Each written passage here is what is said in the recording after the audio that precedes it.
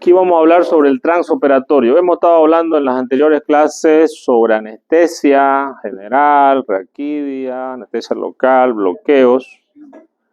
Y justamente nosotros, aquí podemos ver en una fotografía, ¿no?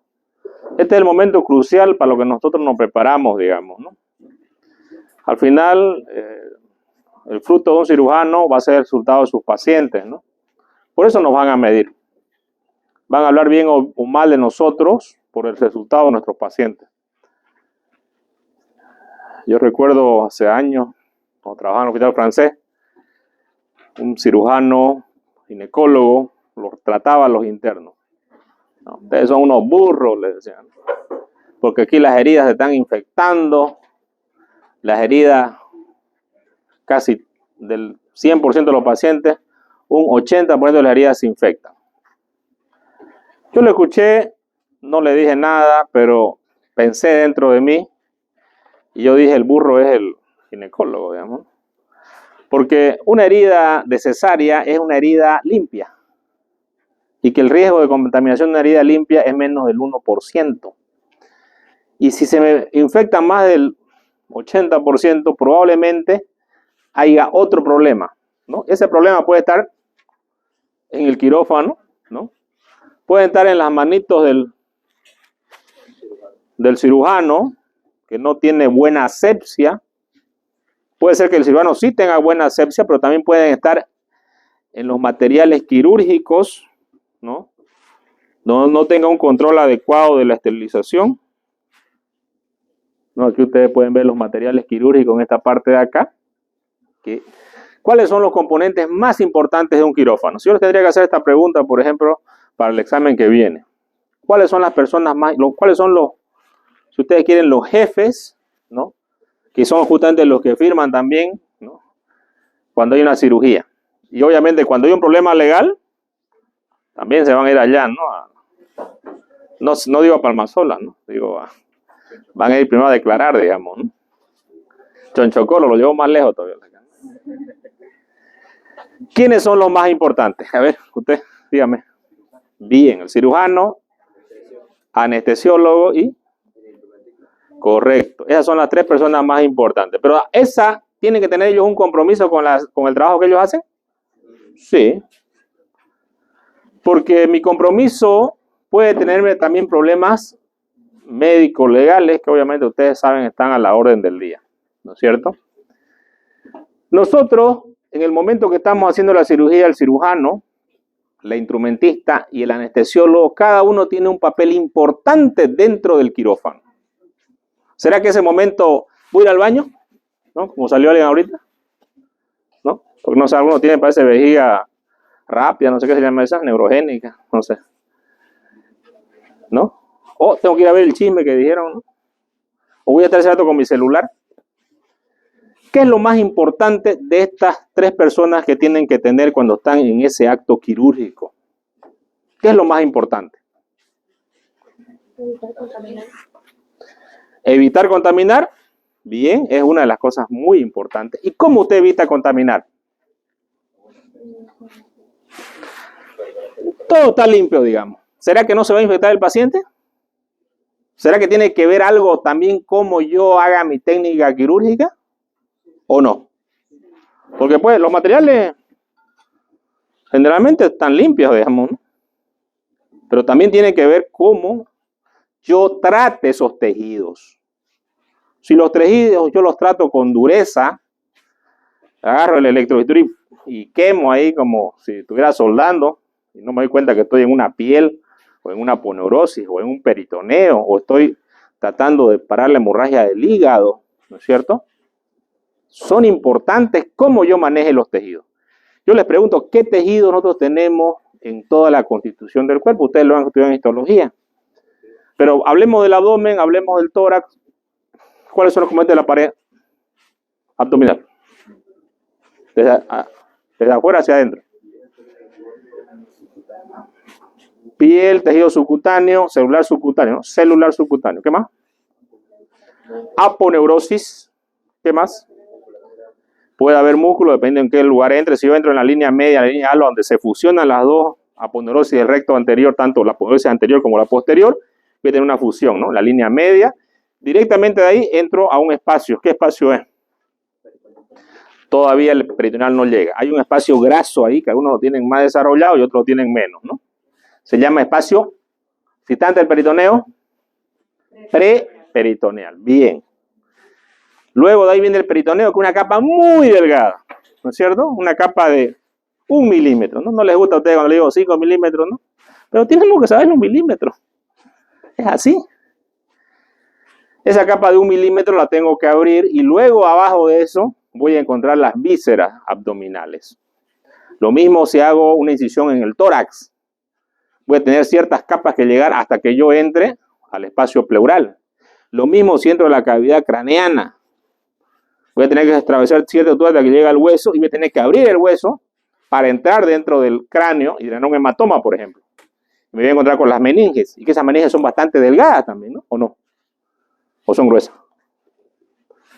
Cualquier cavidad que yo vaya a abrir en el cuerpo, tengo que respetar los tejidos, principio básico. ¿Ya? Como cirujano es importante manipular con delicadeza los tejidos, ¿no? No puedo agarrar, por ejemplo, un vaso sanguíneo con una pinza a diente de ratón o con una pinza anatómica.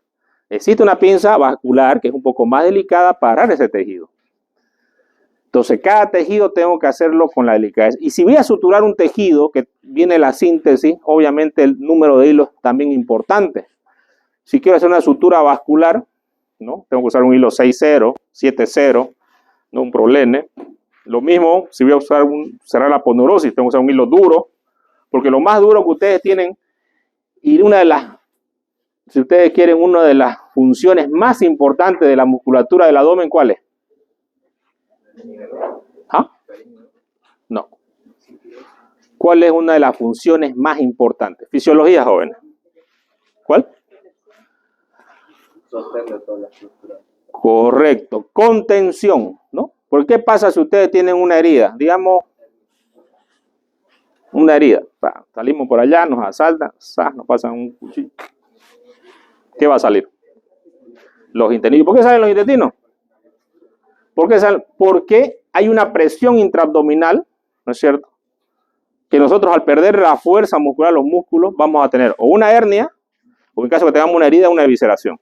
Entonces, una de las funciones más importantes de la pared abdominal es contener las vísceras dentro del abdomen, que tiene el abdomen una presión positiva. Todos estos conceptos son importantes. Ahora, acá ustedes pueden ver, por ejemplo, la camilla quirúrgica. ¿Será importante la camilla quirúrgica? ¿Para qué es importante? ¿Cuál es la importancia? ¿Será que es importante que pueda ser móvil la camilla? Fíjense acá este paciente, por ejemplo, ¿qué le llama la atención? El color de sus piernas. El color de sus piernas, sí, puede tener ¿qué problemita ahí? Varices probablemente. ¿Y qué será esto que tiene acá? Correcto, un tensiómetro. ¿Y por qué no estará acá arriba el tensiómetro? Porque tiene muchas vías el paciente. Esta paciente probablemente con una colangitis, ¿no? Tiene también, ustedes pueden ver acá, un rodillo en la región de la espalda, ¿no?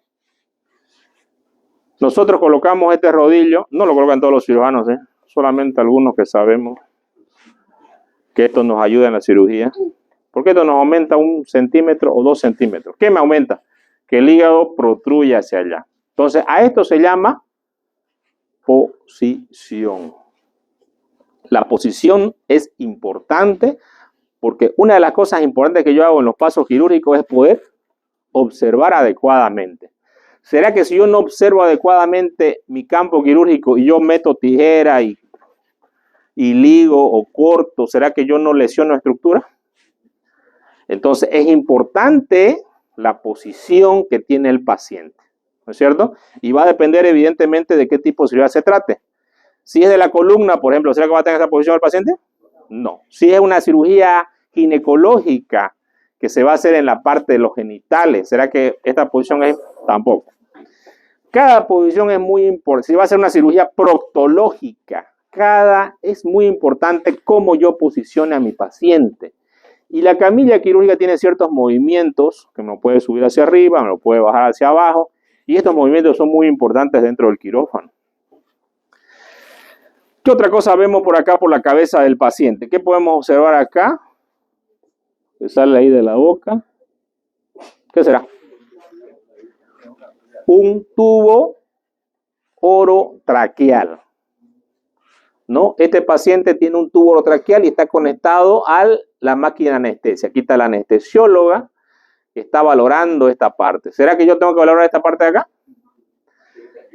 También tengo que echarle un ojito, ¿no? Por ahí, ¿no? Por ahí está hipoxiando la paciente. Sin embargo, nosotros cuando tenemos gente que es altamente capacitada, estamos como que tranquilos, ¿no es cierto? A mí me tocó operar, por ejemplo, en provincia cuando era cirujano y me fui a trabajar por San Matías, estuve por Guarayo. Y ya no teníamos anestesiólogo, ¿no? El anestesiólogo era yo y el cirujano era yo también, ¿no? Pero teníamos instrumentistas, ¿sí? ¿no? Pero ¿qué necesito yo tener acá con el paciente? Aparte de esto, que ustedes pueden ver acá, la posición del paciente, ¿no? Ya tengo el material quirúrgico aquí adecuado. Aquí está el cirujano, ¿no? La anestesióloga. ¿Qué más necesito? ¿Qué más necesito? Está intubada. Algo muy importante yo necesito acá. Tengo material. El reloj, ¿para qué? ¿Para ver a qué hora me salgo o qué? Para controlar el tiempo quirúrgico.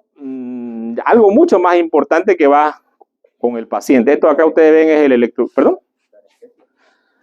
Tenemos la anestesia igual. Tenemos el protocolo anestesiológico, lo está llenando el anestesiólogo. Estar listo para una emergencia. ¿Cómo voy a saber yo que va a haber una emergencia? ¿Qué emergencia podría haber? Un paro cardiorrespiratorio, bien. Ya. ¿Y cómo yo me doy cuenta de eso? Una hipoxia, insuficiencia respiratoria. ¿Cómo me doy cuenta de eso? Correcto. Aquí lo que falta es la monitorización del paciente, ¿no? Nosotros tenemos monitores que van a ir y nos van a decir cómo está la frecuencia cardíaca, la presión arterial, ¿no? Ustedes vieron acá la presión. Va directamente a un aparato acá que constantemente nos dice. Pero también tengo aquí un saturómetro que marca la saturación de oxígeno y también tengo un capnómetro que marca la capnometría del paciente. ¿Qué es la capnometría? Es el CO2.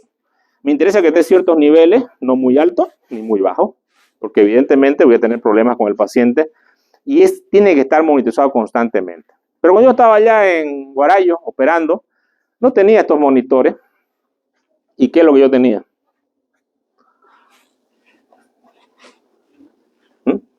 Ustedes han escuchado de los pacientes insulino dependientes, ¿no? ¿Cuáles son los pacientes insulino dependientes? Los diabéticos tipo 1. ¿Qué quiere decir esto? Que ellos no pueden vivir si no le colocan. Porque si usted no le deja colocar, el paciente se muere. Así, se muere. Entonces hay países, por ejemplo, donde no llega la insulina porque tienen problemas. Y el paciente no tiene insulina, sin insulina el paciente se muere. Entonces es insulino dependiente. Si yo no tengo monitores, ¿no? Porque yo también me acuerdo cuando estaba allá no tenía electrobisturí tampoco. No, hay algunos cirujanos que son electrobisturí dependientes y otros son monitor dependientes. Si no tengo monitor, ¿qué hago? Lo miro y cruzo los brazos. Deme el certificado de óbito. Firmo, hago. ¿Qué es lo que yo tengo? ¿Yo puedo monitorizar a un paciente con mis sentidos o no? Pero obvio. Por supuesto, cada uno de ustedes es un monitor. ¿Ya? Y es el mejor monitor que puede tener un paciente inclusive. Porque el monitor puede fallar. ¿Por qué? Porque es una máquina. Puede quizás no censarle adecuadamente y ustedes pensar que está en paro y ustedes tienen que verificar que el paciente está en paro o no está en paro. ¿Y cómo lo van a verificar? Ocultando los ruidos, tomando el pulso y evidentemente frente a la emergencia ustedes hacer una actuación. Porque nosotros lo que tenemos que hacer acá es hacer un trabajo y un trabajo que requiere manualidad y requiere también capacidad, ¿no? Y capacidad significa que yo sé qué es lo que voy a hacer, ¿no? De hecho, antes de empezar la cirugía nosotros llenamos una hoja que se llama el checklist, que es una lista de chequeo que pregunta, ¿no? ¿Es el paciente, doctor, tanto fulanito, digamos? Y uno tiene que decir sí, digamos, ¿no? ¿Está todo el equipo quirúrgico, anestesiólogo, cirujano? Sí, ¿no? ¿El paciente, se sabe el diagnóstico del paciente? Sí. ¿El paciente tiene su historial clínico? Sí. Y se van haciendo preguntas referentes al paciente, referente a la vía aérea. ¿El paciente tiene monitor puesto? Sí. ¿El paciente tiene vía aérea difícil? No. ¿El paciente tiene vía periférica? Sí. O no, si no la tiene. Todas estas cosas son importantes para prepararnos al principal evento que va a haber, que es la cirugía. Esto es muy importante, ¿no? Y de repente a nosotros con los años se nos va a hacer monótono. Pero jamás se nos tiene que hacer monótono. Porque la persona que está acá es una persona que requiere lo más que ustedes tengan sus conocimientos y sus habilidades. Y que pongan todo el 100% de su habilidad para tener un buen resultado con sus pacientes. Y esto se llama compromiso. Yo tengo que tener compromiso con mi paciente. Si a mí me duele mi cabecita, ¿no? Me duele el pechito, qué sé yo, tengo diarrea, ¿no? Y no estoy listo para la cirugía, es preferible que no la haga y le llame a un colega, que el colega venga y me reemplace. Porque hay hartos médicos, ¿no? Entonces esto es importante porque yo voy a cometer errores. Siempre tiene que estar todo esto en un ambiente estéril. Entonces empezamos nosotros con el concepto general. ¿Es importante el tiempo de una cirugía? Sí. Ni muy rápido, ni muy lento, ¿no? Allá en un hospital, no voy a decir el nombre, sale un cirujano, uno de los más expertos, ¿no? ¿Y cuánto tiempo le dicen? Hizo una colecistectomía. Y el residente o el anestesiólogo, 15 minutos, doctor. Todo el mundo, bravo. ¿Ya? El paciente va a la sala, al día siguiente el paciente histérico, ¿no? O sea, 15 minutos, pero le digo el colega, digamos, ¿no? O sea, ¿está bien? No. Si yo hago las cosas muy rápido, puedo cometer errores. Si lo hago muy lento, también la lentitud puede prolongar el tiempo anestesiológico, y el tiempo anestesiológico generalmente está directamente proporcional con la mortalidad del paciente. Entonces lo tengo que hacer en un tiempo que es el tiempo adecuado, ¿no? El paciente que les comento tuvo que entrar el otro día a cirugía, ¿no? Le habían lesionado la vía biliar, hacer otra cirugía, se complicó, bueno, al final hicieron otra. Entonces, la cirugía es muy importante. El tiempo también. Ni lo puedo hacer muy lento, ni lo puedo hacer muy rápido. Ay, no, pero tengo que ir a recoger a mi hijo. Pero ya no se la usa entonces rapidingo, digamos, ¿no?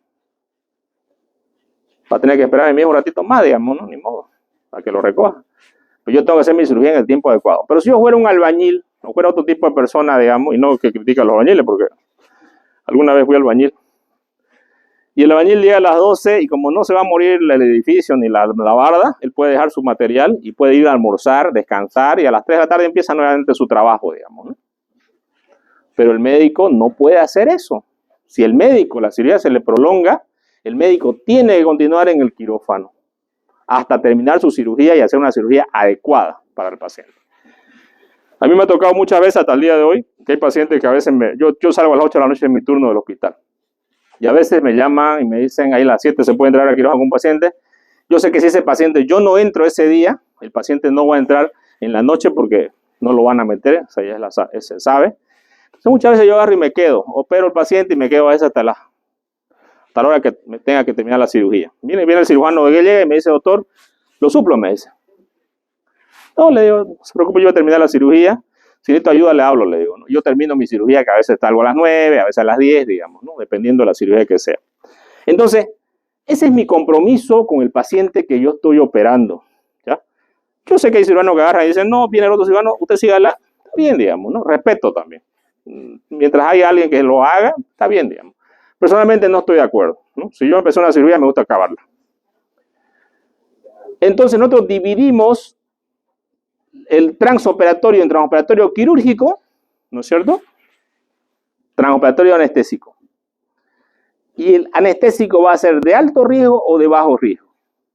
Nosotros tenemos que coordinar con el anestesiólogo nuestros procedimientos o no. Sí. ¿Quién es el que se fija cómo está la fisiología del paciente?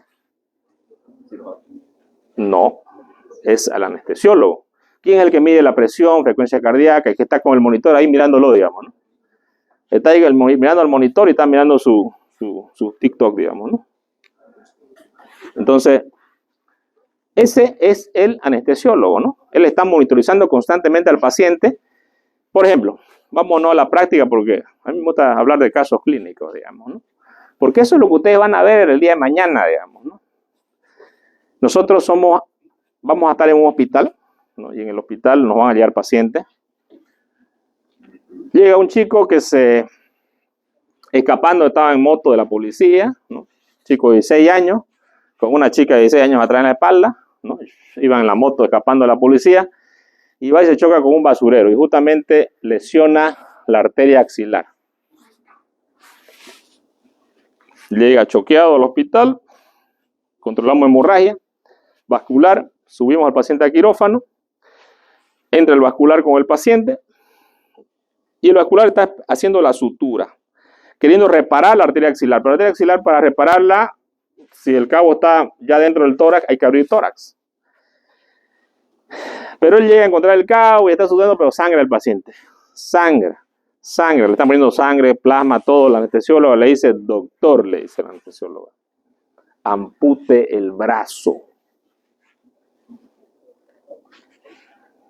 Y el cirujano le dice, si fuera su hijo o su marido, ¿a usted le gustaría que yo le ampute el brazo? Fíjense que nosotros tenemos que tomar decisiones de vida muchas veces. El principal objetivo, ¿cuál es? El principal objetivo, la vida, correcto. El segundo sería el miembro. Primero va a estar la vida antes de la extremidad. Si a mí me tocara eso, yo fuera el paciente y me preguntaran el brazo o la vida, pues obviamente le voy a decir la vida, ¿no? Entonces, el cirujano tiene que tomar una decisión muy importante en ese momento, que la puede compartir inclusive de repente con los familiares, ¿no es cierto? Porque en ese momento él puede agarrar y parar, ¿no? Pero él se empezó a pelear con la anestesióloga y le dijo, este es un caso real, por si acaso. Le dijo si fuera su marido o su hijo, ¿no? Y él tomó una decisión de seguir la cirugía para seguirle haciendo la anastomosis. Pasó el tiempo y el paciente hizo bradicardia, hizo paro cardíaco. Y el paciente murió en el quirófano. Entonces, la decisión del cirujano fue no escuchar, y eso muchas veces nos pasa, cuando nosotros estamos yendo en una carretera a alta velocidad y vemos que estamos yendo muy fuerte, ¿no es cierto? ¿Qué va a pasar? Nos vamos a chocar y nos vamos a morir probablemente. Entonces, nosotros tenemos señales en el quirófano. El anestesiólogo es una persona muy importante, que él nos dice algo, y él nos tiene que decir, mire doctor, es que está hipotensando, ya le he pasado 5 paquetes, el paciente no mejora, la gasometría está con una acidosis metabólica, me está justificando por qué quiere que yo lo ampute al paciente. Y yo como cirujano también tengo que ser abierto a escuchar lo que me informa el anestesiólogo o preguntarle cómo están sus parámetros. Si evidentemente los parámetros están bien, yo puedo esperar a hacer la anastomosis, lo que ustedes quieran. Pero si los parámetros están mal, ya existe un concepto que es a nivel mundial esto, que se llama damage control, que es el control de daños. Damage control. Control de daños. Control de daños. Y significa que nosotros, cuando hay una hemorragia, podemos controlar esa hemorragia con un packing, con un empaquetamiento, si es en el abdomen, por ejemplo, ¿no? Colocamos compresa y paramos la hemorragia. Si es en la hemorragia externa, podemos parar la hemorragia, pero no da tiempo para que el paciente viva. Porque un paciente que está exsanguinando, ¿se va a vivir? No. Y de hecho, este chico, lamentablemente, falleció en el quirófano. No se reanimó durante 1 hora, no salió y murió. De hecho, el choque hipovolémico hemorrágico, el masaje cardíaco externo no sirve para nada. El único caso donde yo tengo que hacer un masaje cardíaco interno. Tengo que abrir el tórax y empezar a masajear, ¿no? Pero si yo no tengo volumen, no sirve de nada. Mientras yo tenga un grifo abierto en el cuerpo que está exsanguinándose el paciente y la lesión de la arteria axilar es una lesión grave, digamos, ¿no? Como médico de emergencia, yo al paciente se lo metí vivo al quirófano, ¿no? Y ya el cirujano siguió la cirugía. Ya yo no entré a la cirugía, pero sí sé porque me comentaron. No se tomó la decisión adecuada. Nosotros vamos a tener esa decisión, una decisión de vida para los pacientes. Entonces es importante que nosotros nos organicemos. Nosotros cuando estamos hablando del trabajo en equipo, que nos cuesta mucho a veces con los estudiantes, porque a veces tienen sus problemas, ¿no? Que no me gusta, que es muy feo, que es muy alto, ¿no? Que es muy gordo, muy flaco, no sé. Muy mentiroso, dice mucho la verdad. Bueno, no sé, no importa. Somos un equipo, ¿ya? Y cuando estamos frente a una situación, debemos ser un equipo, así me toca hacer una reanimación con el más feo del curso, no sé, o que no me cae bien porque me quiere pegar, no sé, o yo le quiero pegar. O sea, el momento que estoy trabajando, tengo que tener una organización. Y les va a tocar a ustedes estar así con otra gente en el hospital, en las prácticas ya de entrada, ¿no? A veces le damos trabajo, a ver, van a hacer ustedes grupos, no, yo no quiero con él, ¿no? O sea, no quieren ya con el otro, ¿no? Quieren con otro, o sea, ya tienen su logia, digamos, ¿no? Su mini logia. Primero hay que tener una idea clara que yo en la vida voy a estar solo como médico, ¿no? Vas a tener amigos, todo lo que querrás, pero siempre vas a estar solo. Cuando hay un problema, estás solo, ¿no? Aquí el anestesiólogo, el cirujano y la instrumentista son los principales en esta cirugía, ¿no? Muy bien. ¿Qué hablamos nosotros de alto riesgo y bajo riesgo? ¿A qué se refiere el alto riesgo y el bajo riesgo? ¿Cuál va a ser un paciente de alto riesgo? ¿Ese paciente, por ejemplo, que entró choqueado al quirófano, será un paciente de alto riesgo? Sí. Y justamente ustedes se acuerdan que en el primer capítulo que hablamos de historia, hablamos que una de las cosas que los médicos ya sabían, porque ya veían los pacientes que llegaban al hospital, uno tiene ya un pronóstico correcto. ¿El pronóstico es importante o no? Sí. Porque uno le dice a la familia, la probabilidad de muerte de ese paciente es alta, debido a que ha sangrado mucho, está con un shock hipovolémico grado 4, prácticamente está al borde de la muerte. Y yo como cirujano y como anestesiólogo tengo que saber estos parámetros para poder también ver qué es lo que voy a hacer con el paciente. Si voy a hacer una cirugía larga o tengo que hacer una cirugía solamente de control de daños, esto es muy importante. Cuando nosotros hablamos de las vías más severas del paciente, hablamos control respiratorio, ¿no? Siempre vamos a empezar por A. ¿Por qué por A? Porque nadie de los que estamos aquí presentes, si yo le pongo o ustedes se tapan la nariz y la boca y dicen no respiremos, estoy seguro que nadie va a aguantar más de 5 minutos sin poder respirar, ¿no? Por eso es que la primera acción que nosotros debemos de hacer en el quirófano es la vía aérea. Esto se aplica tanto para pacientes con politraumatismo como para un paciente que se le hace una anestesia general, ¿no? Una vez que yo le haga la anestesia general, tengo que hacer una intubación orotraqueal y tengo que controlar la respiración. ¿Qué es lo que tengo que controlar? Frecuencia respiratoria. También tengo que administrar oxígeno, ¿no? Que ese también puede ser un error garrafal en el paciente, si es que tengo algún problema con el oxígeno o no tengo oxígeno, que a veces sucede en algunos lugares, ¿no? La ventilación es importante. ¿Qué es la ventilación? ¿Qué es la ventilación? Es el flujo del aire. A ver, démosle un poco más. Flujo, porque aquí hay un flujo de aire, ¿no? ¿Será que hay ventilación acá?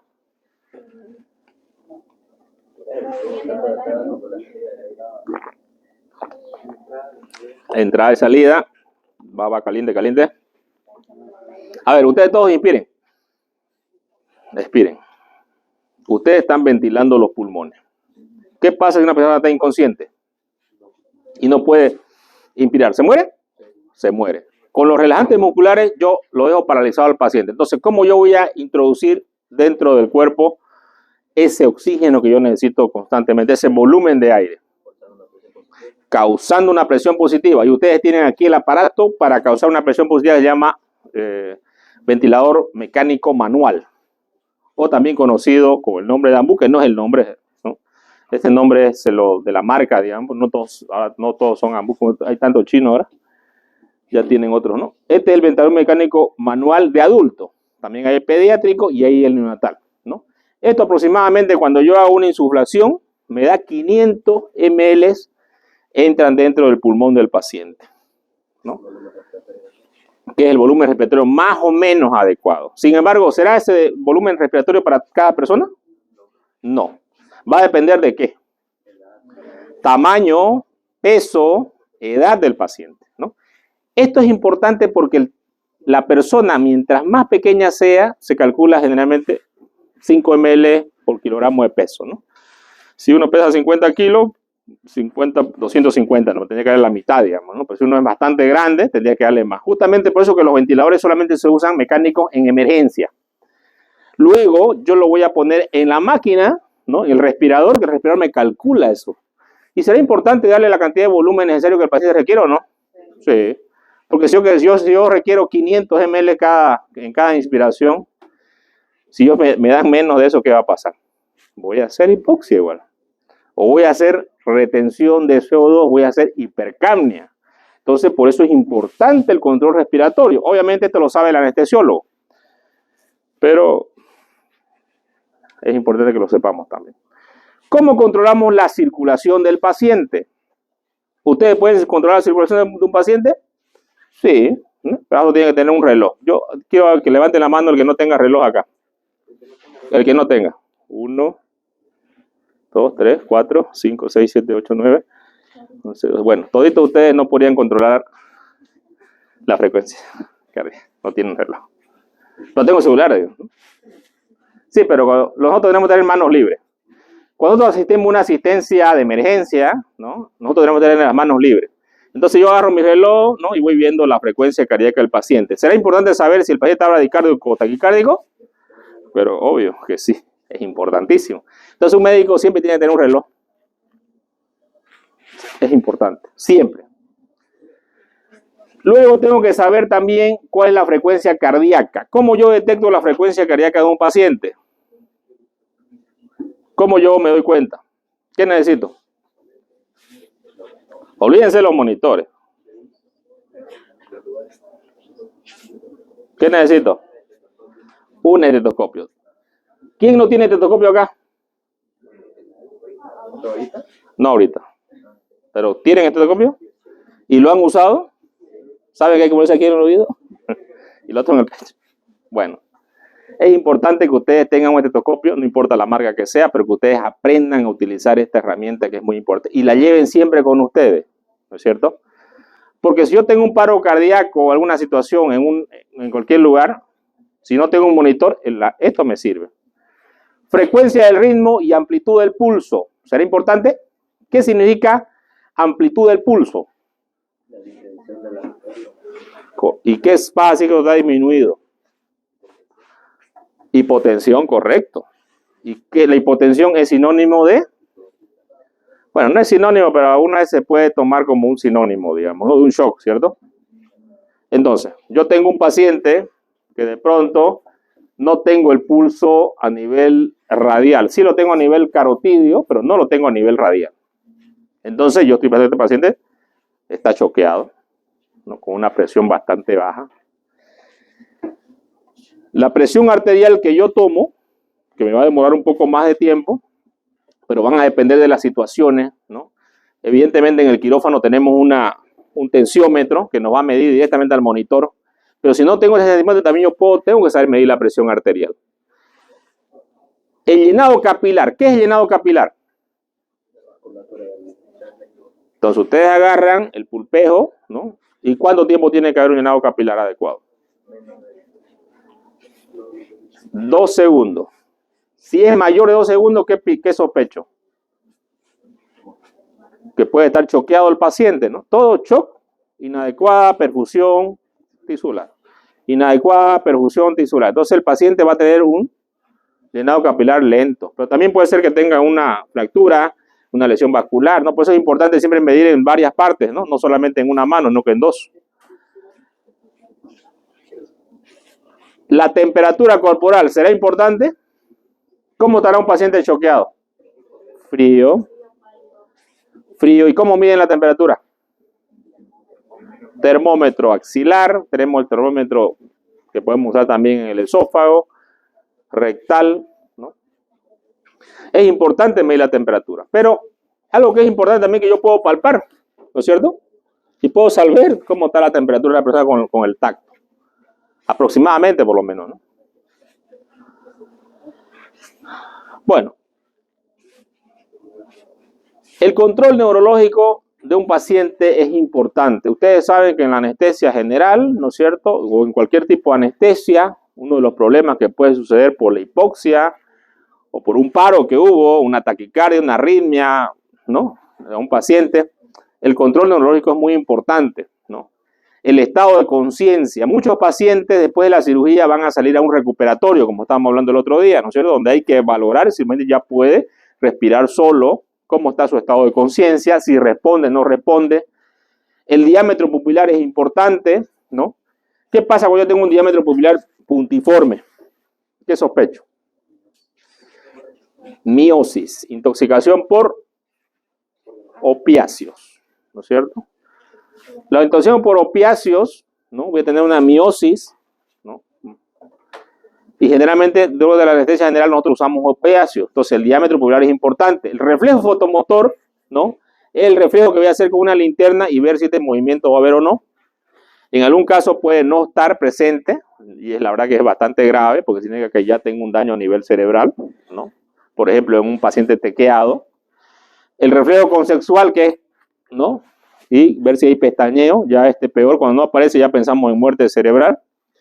Reflejos osteotendinosos, si desaparecen, vamos a pensar que hay una parálisis, ¿no es cierto?, de la columna, que no va el reflejo hacia la médula y vuelve hacia atrás, entonces puede haber una lesión medular. Entonces, estos reflejos son importantes para valorar a un paciente. Control de líquidos. Los líquidos, tenemos que saber los ingresos y los egresos que le va a entrar a un paciente, es importante, dependiendo la enfermedad que el paciente tenga. Yo tengo que tener una normovolemia, y para esta normovolemia es importante la diuresis. La diuresis es el parámetro más importante que yo tengo que medir por hora en un paciente que estoy administrándole líquido. Por ejemplo, un paciente que esté choqueado. ¿Cuánto es la diuresis normal? 0,5 a 1 ml kilogramo peso hora. Si un paciente pesa 100 kilos, tendría que orinar entre 50 a 100 ml. No se olviden, pregunta de examen, y no tiene que olvidarse nunca en la vida. 0,5 a 1 ml kilogramo peso. ¿Qué pasa si el paciente orina por debajo de esto? Está oligúrico. Y no orina nada, está anúrico. Y si no orina nada, significa que ya el paciente está con daño de órgano. ¿Qué órgano está dañado? Bien, el riñón. Entonces, la diuresis es un parámetro muy importante que yo tengo que valorar en un paciente que esté choqueado o en cualquier tipo de paciente que vaya sometido a una cirugía. La cantidad de líquidos que voy a administrar también es importante, que son los líquidos que voy a estar mirando por la vía parenteral, ¿no es cierto? Y que se calculan en ml. ¿Cuántos ml está pasando? Aquí tenemos nosotros una hoja de anestesia del hospital, ¿no? Que esta hoja de anestesia es el protocolo de anestesia. Ustedes pueden ver acá, ¿no? En la parte superior está la identificación del paciente, está la hora de ingreso de la cirugía, está a qué hora terminó la cirugía. Aquí tenemos un cuadro donde marca la presión que tuvo el paciente durante el acto quirúrgico. Tenemos también cómo estaba la saturación de oxígeno y la medición cada cierto periodo de tiempo que se le hizo, ¿no? Aquí tenemos a las 14:15, a las 14:45, a las 15, ¿no? 15 y 15, cada 15 minutos se hizo una valoración adecuada del paciente, ¿no? Y como se puede ver acá, los parámetros de presión fueron aparentemente, perdón, acá está abajo, ¿no? Fueron aparentemente normal, ¿no? Acá está 120, 70, ¿no? Luego también acá se anota la saturación de oxígeno que tuvo el paciente. Aquí se anotan las drogas que se están colocando al paciente, ¿no? Si se le hizo una nivel de puntuación, ¿no? Aquí anotan si se le puso alguna unidad de sangre o paquete de plasma, se anotan en esta parte todos los ingresos y los egresos. Aquí están los líquidos, si se hizo sangre, aquí en este caso no se hizo sangre. La sangre perdida va a depender de la cirugía que se hizo en el paciente, si una toracotomía, si una laparotomía, si es un trauma hepático, cuánta sangre perdió el paciente en la cirugía. Con esto él va a hacer su balance y aquí tiene los egresos y los ingresos que tuvo, ¿no? Y hace su balance. Luego en la parte posterior, ¿no? Y aquí está la firma del anestesiólogo, que evidentemente para una auditoría médica, ¿no? Siempre se revisa la historia médica. Nosotros los médicos, todos los procedimientos y trabajos que hacemos, y yo sé que a algunos no les gusta escribir, o les gusta escribir feo, así horrible, ¿no? Ustedes, este es su abogado cuando haya un juicio, ¿ya? El protocolo que ustedes llenaron, cómo lo llenaron, si está bien llenado, si está de... Cuando vamos a un juicio, se estudia la historia clínica. Si yo soy el anestesiólogo, ¿esto me va a salvar o me va a hundir? El auditor, también que es un médico, va a leer esto, ¿no? Y si él ve que no lee alguna cosa, le pone no entiendo, ¿no? Y en el juicio es una prueba como si no hubiera hecho usted nada.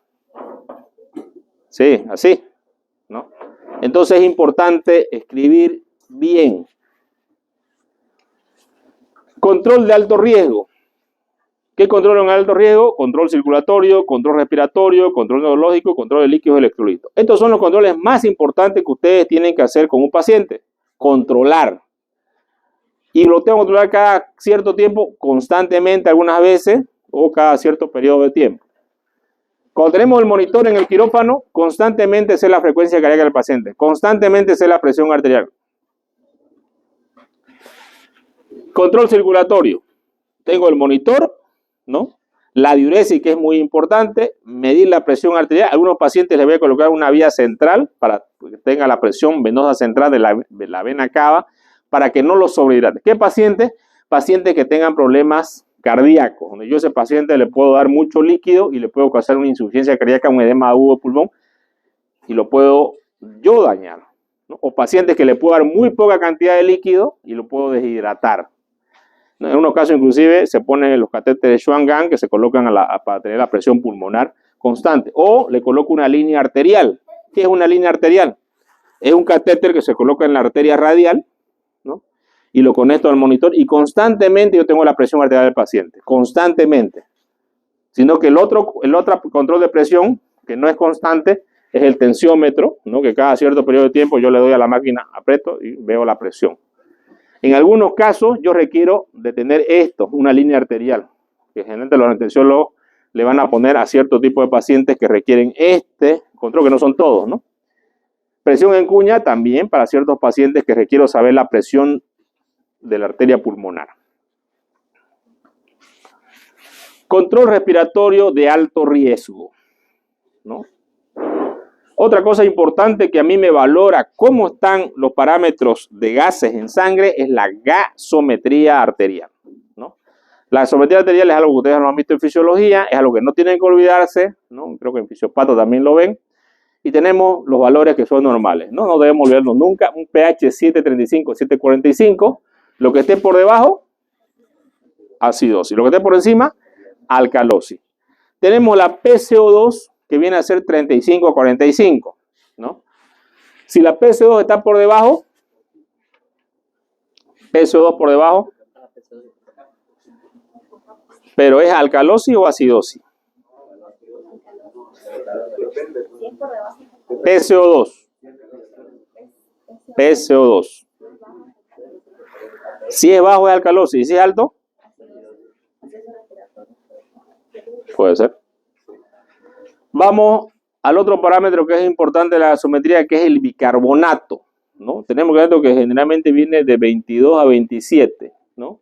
Aquí dice 21 a 26, bueno, no vamos a pelear por uno, ya. Si está por debajo del bicarbonato, acidosis o alcalosis. Y si está por encima, alcalosis. Bien.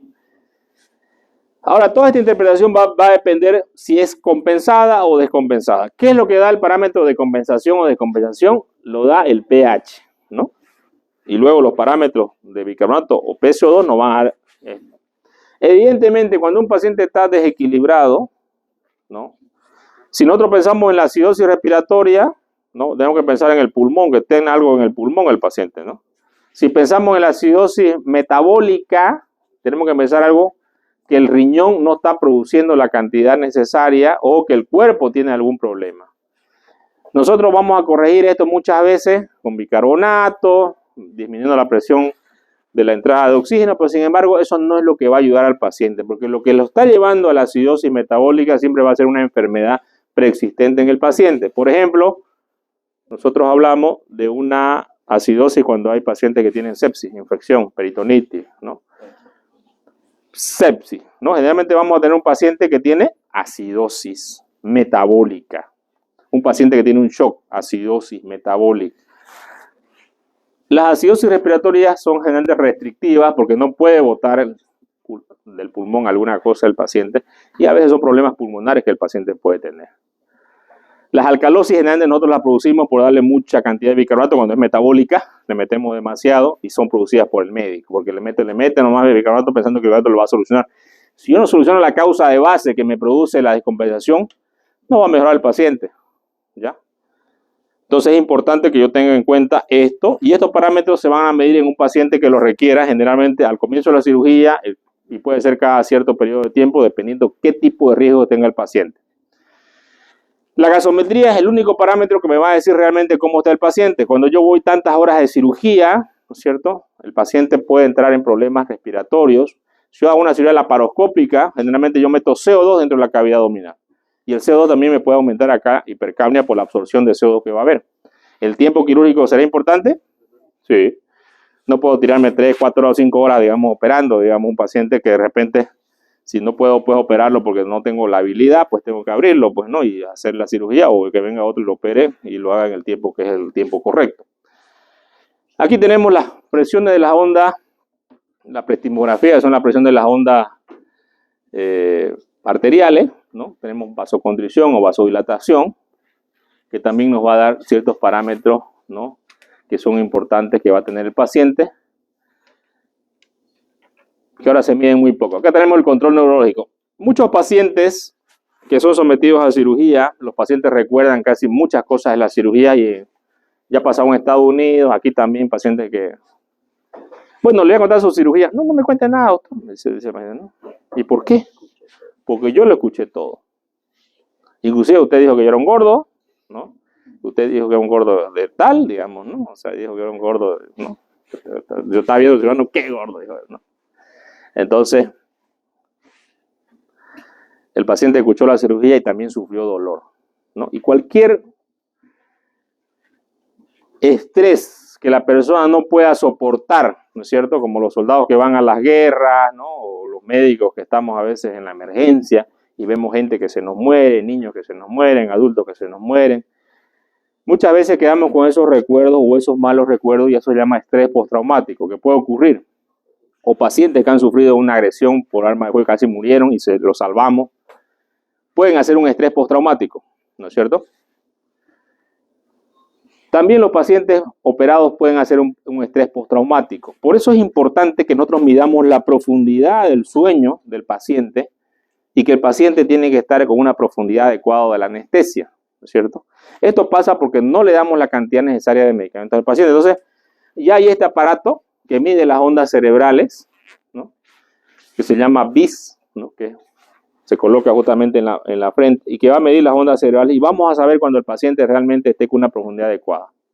Y con esto se va a evitar muchos problemas porque el paciente no puede ser un problema legal.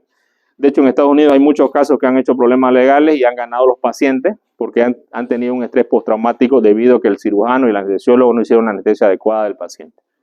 Entonces ahora nosotros colocamos esto para medir la profundidad anestésica. ¿Cuáles son los cuidados generales del enfermero en las salas de operación? Bueno, tenemos que ser siempre cordiales, ¿no es cierto?, con el paciente. Esto es una cosa muy importante que tenemos que tener empatía, ¿no? Existen médicos, son muy capaces, pero son muy antipáticos, ¿no? Antipático es lo contrario de empático, ¿no es cierto? Totalmente, ¿no? El otro día vi una doctora que la conocía, yo salí de esta universidad, que es endocrinóloga, y ahí en el Facebook tiene su anuncio, pues no, pacientes, hagan cita, dice, se ponen todas las medidas de seguridad, ¿no? O sea, lo va a ver así de 10 metros de distancia, ¿no? Fíjense ustedes que con el tema del COVID y todo esto se perdió ¿no? La empatía muchas veces del paciente, ¿no? Y muchos médicos lo han sufrido y lo han dicho, ¿no?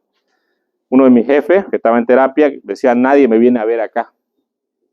Porque los médicos, los terapistas, ¿no? En la primera fase del COVID, ellos ni entraban a la sala. Sí, el único que los veía de vez en cuando era el enfermero que iba como un robot, digamos así, no escuchaba nada, ¿no? Y lo volcaba rápidamente y se salía de retro para atrás, digamos, ¿no? Esto se ha perdido, pero no tiene que perderse, porque es muy importante. Darle seguridad a un paciente cuando yo le agarro la mano, le digo, vamos a hacer lo mejor posible por tu cirugía, ya yo estoy dando un aliento a ese paciente. Que es muy diferente que le diga, no, sabes que ya te vas a morir nomás. ¿Por qué te morís más de una vez?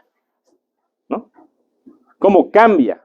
Ese paciente ahí, ¿no? Si mi médico me dice que me voy a morir, prácticamente me tendría que morir, digamos, ¿no? A mí me contó un paciente, y esto el paciente mismo me lo contó. Un médico lo operó, un cirujano, ¿no? Y bueno, se le complicó la cosa, ¿no? Se complicó el paciente, ¿no? Y es que el médico ya se muere el paciente, ya para que no le moleste, ¿no? Y Libre le decía al oído, te vas a morir. Así.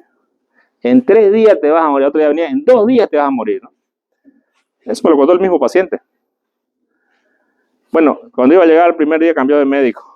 vinimos nosotros, con un equipo de médicos. El paciente vivió, evidentemente, ¿no? Pero el médico, yo no puedo creer, digamos, que un médico te diga que vas a morir. O sea, ¿dónde está el compromiso? No existe. Importante, debemos tener empatía con los pacientes. Pero yo estoy cansado de tanto turno que no sé qué, ¿no? Los internos generalmente salen ahí todos destrozados, ¿no? El paciente no quiere saber el paciente, digamos, ¿no? Es verdad, vamos a tener situaciones donde quizás no vamos a salir, pero tenemos que tratar de tener empatía con los pacientes. La posición es importante. Siempre los pacientes van a salir en una posición semi-Fowler. ¿Cuál es la posición semi-Fowler? Una posición semisentada. ¿Por qué no una posición echada completamente? Porque esta posición semisentada me da más posibilidad de que yo respire adecuadamente. No se olviden que una posición echada no es una posición fisiológica o es fisiológica. No es fisiológica, ¿no es cierto? Una posición semisentada me da más el campo pulmonar, que es importante para que el paciente respire adecuadamente. Si tiene drenaje, para que estos drenajes funcionen adecuadamente. Aquí tenemos un paciente que está saliendo de COVID o algo así, todo el mundo está, ¿no?, enmascarado. También es importante el calor, que el paciente no pierda calor durante la cirugía. Que tengamos un quirófano, evidentemente, con las condiciones necesarias para operar a nuestro paciente. Y ahí esto es muy importante, ¿no? Ya eso me lo contó otro paciente, ¿no?, que lo operaron en una clínica y se cobran muy barato. Él fue a esa clínica, cuando lo pidieron operar de una vesícula, sale el cirujano y le dice a la familia, mire, está muy difícil la cirugía para hacer la laparoscópica, vamos a abrirlo. Bueno, la familia dice, ni modo, dice, ábralo, lo abren y salen después un ratito más allá y le dicen a la familia, mire, está muy difícil para abrirlo, necesitamos un hospital que tenga terapia intensiva y todas esas cosas, y bueno, aquí no tenemos, así que no podemos hacer esto. Llévelo a otro hospital. Entonces lo cierran al paciente. Entonces, la pregunta es, si no tienen las condiciones para operar a un paciente, ¿para qué lo abren, digamos, no? ¿O está bien que lo abran? No, por eso yo tengo que tener las condiciones necesarias para hacer una cirugía. A ningún paciente le va a gustar, no, me abrieron y me cerraron, digamos, ¿no? A menos que sea alguna cosa grave que se encontró y que yo como cirujano no la pueda resolver. De repente entro y me encuentro con un aneurisma de aorta. Entonces, por eso es una situación donde yo no pueda resolver esto. ¿Cuáles son los cuidados que tenemos que tener con los ojos? El paciente de la cirugía tiene que estar con los ojos cerrados y tenemos que tenerlos cubiertos, ¿no? Y en unos casos no tienen que estar abiertos porque puede haber una sequedad ocular y puede aparecer una úlcera después. Entonces siempre el anestesiólogo va a cubrir los ojos, que es importante que estén cubiertos. Se van a usar lágrimas artificiales. Debemos vigilar constantemente la sonda Foley y la diuresis. Y podemos tener unas complicaciones transoperatorias que pueden ser bastante graves, como el shock cardiogénico, el shock hipovolémico y el shock microvasogénico, ¿no? ¿Cuál es el shock cardiogénico? Taponamiento cardíaco, infarto, arritmia, miocarditis. Shock hipovolémico puede ser por falta de líquidos o falta de sangre o por déficit de plasma. El microvasogénico puede ser el neurogénico, el séptico y el anafiláctico. Complicaciones transoperatorias, hipoxia tisular, disfunción hemodinámica o estado de shock o disfunción respiratoria. Estas son las complicaciones más temidas que tenemos los cirujanos durante el acto quirúrgico que cualquier paciente nos puede hacer. Cuando hablamos de la etapa temprana, cianosis de labio, sangre oscura, tenemos que mirar cómo están los labios del paciente, sangre oscura en el campo quirúrgico, taquicardia, hipotensión, trastorno del ritmo cardíaco. Etapa tardía, bradicardia, midiasis, hipotensión arterial y venosa. Cuando ustedes están acá, en esta etapa tardía, y está en bradicardia, está cerca de hacer paro cardíaco. Si ustedes no actúan revirtiendo esta situación, el paciente va a morir. Los médicos sabemos que frente a estas situaciones, esta es la primera, ¿no? Actuamos acá, digamos, ¿no? ¿Y cuándo podemos no actuar? Cuando no lo estamos monitorizando al paciente, que viene a ser una situación bastante grave. ¿Qué es lo que yo tengo que hacer durante el acto quirúrgico? Monitorizar constantemente a mi paciente. Obviamente el trabajo del anestesiólogo, pero como cirujano tampoco es que yo me voy a poner en otro lado. Yo siempre miro de rato en rato, siempre yo miro el monitor. Las posiciones son importantes. Tenemos el cúbito dorsal supino y variaciones como la de cirugía de cuello, cirugía de vías biliares para las extremidades superiores, ¿no? Que se vaya a hacer algún tipo de cirugía, fractura, ¿no? Una tiroidectomía. Esta es la posición adecuada que se pone a los pacientes, la que ustedes ven arriba. Aquí tenemos otra posición. Aquí tenemos la posición, variaciones del supino, con los brazos abiertos, con los brazos cerrados. Va a depender del tema de hacer. Cuando vamos a operar abdomen no hay problema que tengan los brazos abiertos. o vamos a operar el tórax, ¿no? También podemos poner una tablilla debajo. Va a depender de la edad del paciente. Hay pacientes que tienen ya cifosis, ¿no es cierto? Y esos pacientes usted lo echan en la camilla y están como esa tortuguita, ¿no? Que usted la echan y queda así, ¿no? Lo mismo, el paciente va a quedar ahí, ¿no? O sea, pues no va a tener. Entonces yo pongo almohadones encima de los lugares, porque estos pacientes ya no tienen, ya están anquilosados. Pasa con los pacientes ancianos principalmente. Una cirugía, una posición de Trendelenburg, que es la cabeza hacia abajo, que no se olviden, esto es importante cuando yo tengo un paciente que quiero hacer una vía central. Si un paciente me vomita en el quirófano, ¿no? Yo quiero que no se me broncoaspire, rápidamente bajo la camilla.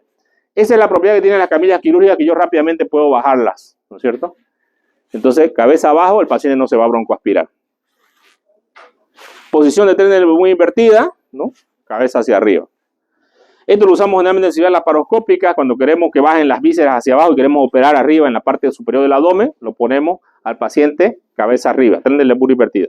Si queremos operar los ovarios, ¿no? En las mujeres laparoscópicamente, y nosotros estamos en esta posición, ponemos al paciente con la cabeza hacia abajo, Trendelenburg. La posición de litotomía para parto, para alguna cirugía del orificio anal, vaginal, ¿no? También esta posición en decúbito ventral, ¿no? Posición de cúbito lateral para hacer toracotomías. Es importante esta posición, colocarlo al paciente así. Y nosotros vamos a colocar, justamente tener cuidado con las articulaciones y que no elonguen los nervios, ¿no? Porque mucho tiempo quirúrgico, 3-4 horas, después el paciente puede salir con una lesión vascular y nerviosa. Entonces es importante tener en cuenta esto. Colocar almohadones entre las rodillas acá, ¿no? Importante. Posiciones para proctología, posición de Kraske para cirugía proctológica, de cúbito ventral, ¿no? Aquí tenemos un paciente en quirófano de cúbito lateral para una cirugía. Fíjense los almohadones que son importantes colocarlos para evitar las zonas de presión, ¿no? Aquí igual en el brazo, fíjense ustedes, acá tenemos almohadones. Muchas veces en la cirugía nos tardamos media hora en ponerlo en la posición correcta y lo tiene que hacer el cirujano por si acaso, ¿ya? Tiene que evidenciar esto, que el paciente esté bien protegido para que no tenga lesiones que posteriormente sean graves para el paciente, ¿no?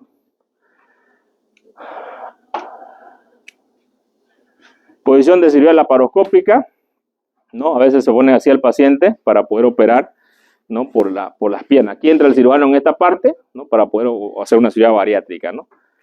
Pero también puede estar con las piernas cerradas y el cirujano puede estar parado acá en este lado, ¿no? Dependiendo. A esta técnica se llama técnica americana y a la otra técnica se llama técnica francesa. Posición semi-Fowler, que es la posición que salen todos los pacientes que salen de quirófano, ¿no? Trendelenburg invertido. Muy bien, jóvenes, son libres.